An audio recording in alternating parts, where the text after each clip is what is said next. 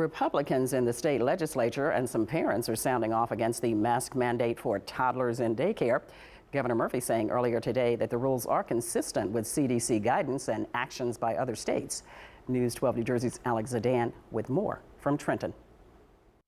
We know that this is not easy. We know these kids are too in some cases. Governor Murphy responding to backlash after he ordered masking inside daycares for staff, parents, and all children 2 years old and older. It brings us no joy. I want to make sure I say that with great emphasis, to be mandating masks, particularly on little kids. I mean, that's not something that we're doing happily. It's harmful to children of that age.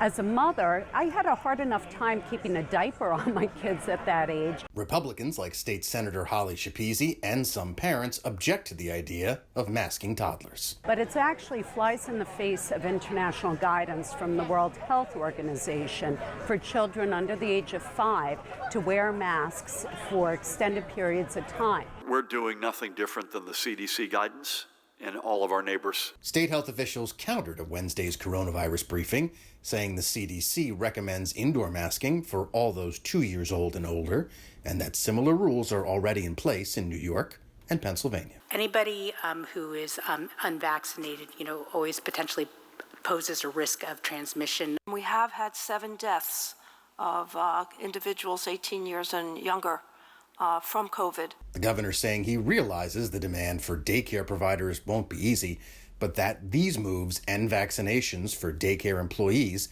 are necessary to free the state from the grip of COVID. Unless my medical colleagues disagree with me, this thing's going to be with us, perhaps for the rest of our lives. But there's clearly going to be a point, I want to be unequivocal about this, that we're going to feel like we can finally say, you know what, we're not in hand-to-hand combat as we remain, unfortunately, today. In Trenton, Alex Zadan, News 12, New Jersey.